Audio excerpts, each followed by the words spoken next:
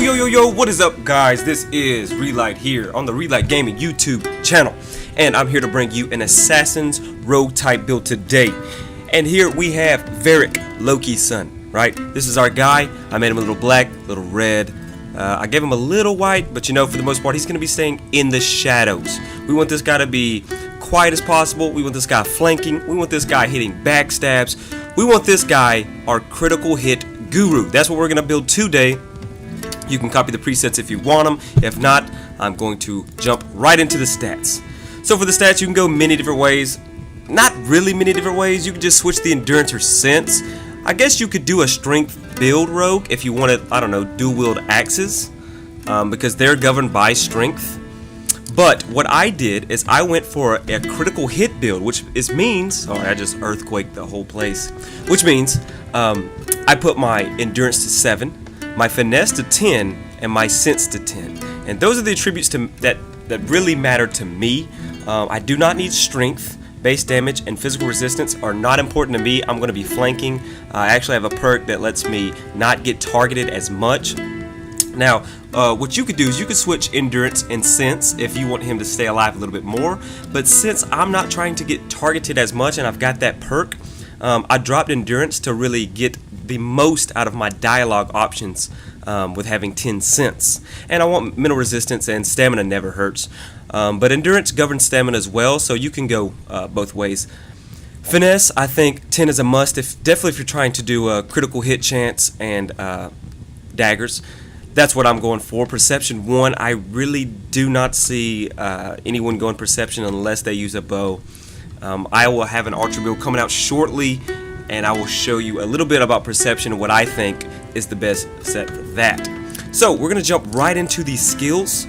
So as for weapon skills, I went 2 out of 5 in the knife, and this is simply going to give you death blow, and it increases your base damage excuse me, by 10. We got the second rank, just increases your base damage by 20. I didn't go this far yet, but that's something that you could build up definitely through your playthrough.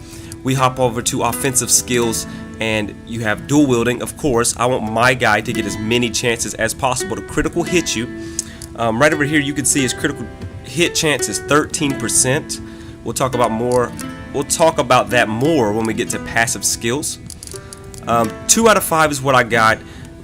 The third rank in dual wielding actually this is a pretty decent ability. This is parry. This is an attack action.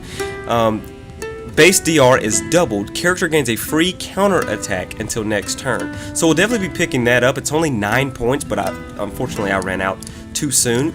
You get interrupt. Everyone gets interrupt. Hopping over to support skills, we only have one, and that's a free-for-all characters one, but I think it fits. We have tactical move. It halves the user's move, but allows them to move through traps and attacks of opportunity without triggering them. That's pretty solid, you know, with your rogue guy. You want him sneaking around. You don't want him hitting traps and setting stuff off. So we have no utility skills. Again, guys, if you watch my builds, you will see that I do not do a whole lot on utility skills. Besides, you get a lot of upgrade points before you even get to your first campsite to use them. So you could always play through, like, I don't know, 2 hours of the game and amp these up if you guys want to. Now we're going to go to the passive skills. The passive skills are very important to me when I'm making an assassin's character or roguey character. We went for Backstabber. This grants a 50% damage versus harried enemies. And if you don't know what harried enemies are, sometimes, like if you have an archer or a guy that throws rocks, you can actually get rock throwing in this game. You can miss or you can harry them sometimes, and I don't exactly know 100% what harry does, but I know you get a damage buff off of it if you have this perk, and I think that is awesome if you have this guy backstabbing, trying to sneak around and getting 50% more damage with a high critical hit output. Moving on, we have Fortune Favoured. It grants a plus 3% critical chance for all attacks, and I'm going to be dual wielding, getting double attacks, so I want to amp that up as much as possible and try to improve my critical hit chance. We have Low Profile, which halves the chance that enemies target the character, so that's why ultimately I went with 7 endurance. I went with 7 because I'm already getting half the chance of getting targeted, so I didn't want to go fully 10 and miss out on some dialogue options. I want my rogue assassin character to have a silver tongue, if you will. Moving on, we have Sneak Attack. Now, what rogue does not have sneak attack in their arsenal?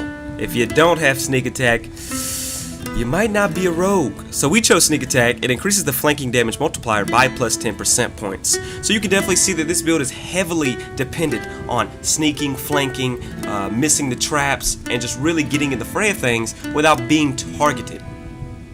So that's going to be it for me, guys. If you got any suggestions, please leave them in the comments below. I feel like this is a pretty good build, and I will be using it on my playthrough just to see how I like it. If you have any suggestions, let me know. Leave a like, it will help me a lot, and subscribe for more. This is Relyt Gaming, guys, and I'll see you when I see you.